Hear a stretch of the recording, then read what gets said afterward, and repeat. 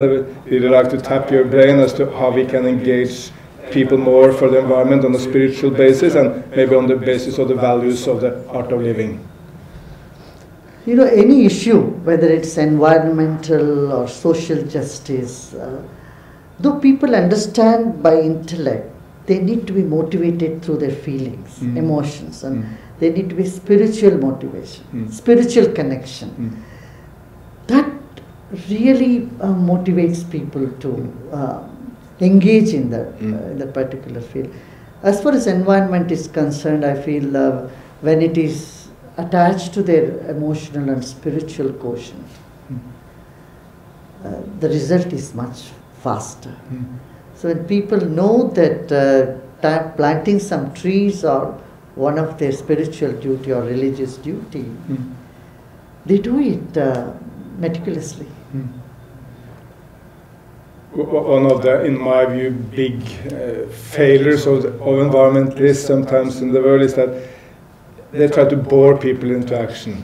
It's so boring and it's so intellectual, rather than speaking to people out there in the homes, whether it's in Uttar Pradesh or in Texas, it doesn't matter, but you need to speak to people. Emotional connection with any project, a sense of ownership with the project. But how can we really turn environment into a mass movement which engages every citizen in the world? I mean, everyone understands that we need to protect Mother Earth, but how to turn this into a real mass movement? First of all, we have to make them understand we cannot spoil the water or earth, keep its purity, maintain cleanliness. And then how plants and trees are so important to our existence. Then festivals need to be created around them. You know, it's the festivities that really bring the community spirit.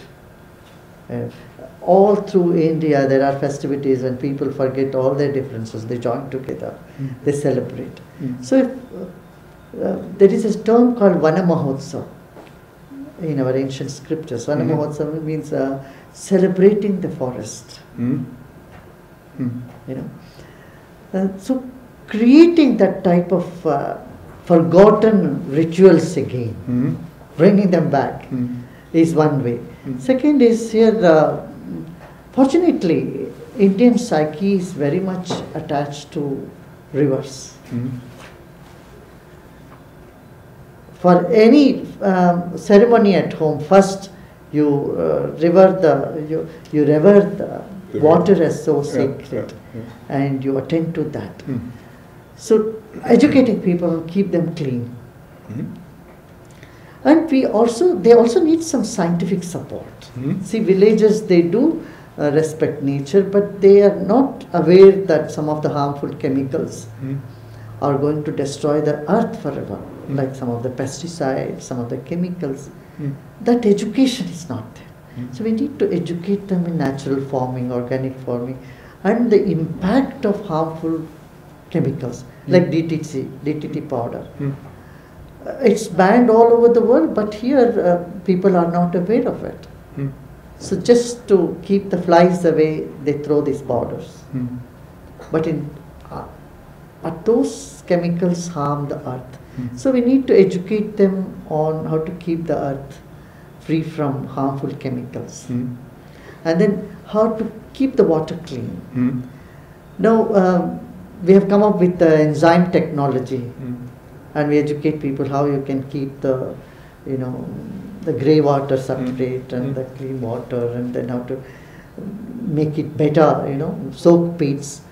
These are some technical knowledge that when we impart to our village community, they willingly take it.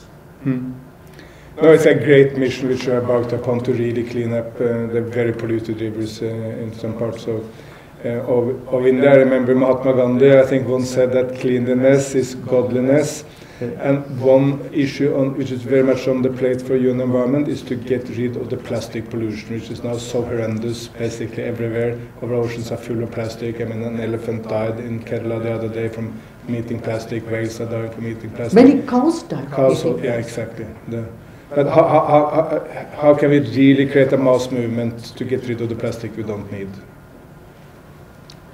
It's a challenge. I think it will take some time because everything around comes plastic. And our population is so huge.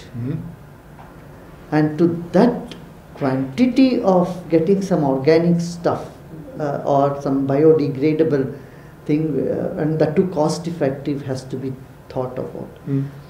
Here what we have done is we collect the plastic and recycle the plastic and make oil out of the plastic. That's what we are doing, that collecting it up here. Another thing we are doing is this arcanite plates instead of plastic plates, leaf plates, biodegradable plates. These are some projects that we teach the people in villages to use them instead of using plastics. But I think still we have a long way to go as far as plastic is concerned. But even if the way is long, we need to start. Yes, I mean, it started already. Exactly. Started already. 50 years back, there was no plastic. People were eating out of banana leaves. Still people are eating on banana plates all over southern India. Yeah. But we came to know each other through our joint work for peace, which is of course critical for any other issue on the planet. And how do you see the relationship between environment and peace? Because we see in many parts of the world how environment degradation amplify and create conflicts. So how can we try to bring peace to people and protect Mother Earth at the same time? Yeah, violence is only destruction of not just life but also environment. Sure. And the gun culture and any form of violence is not part of a civilized society. So when there is peace, then there is more prosperity, and there is prosperity, and people start thinking about protecting the environment and working for it. Because with the lack of peace, then there is no awareness. The people don't know a person doesn't know what he is doing.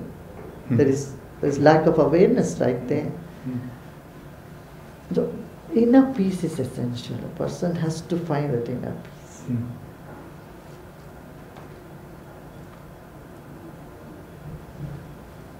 I think peace is the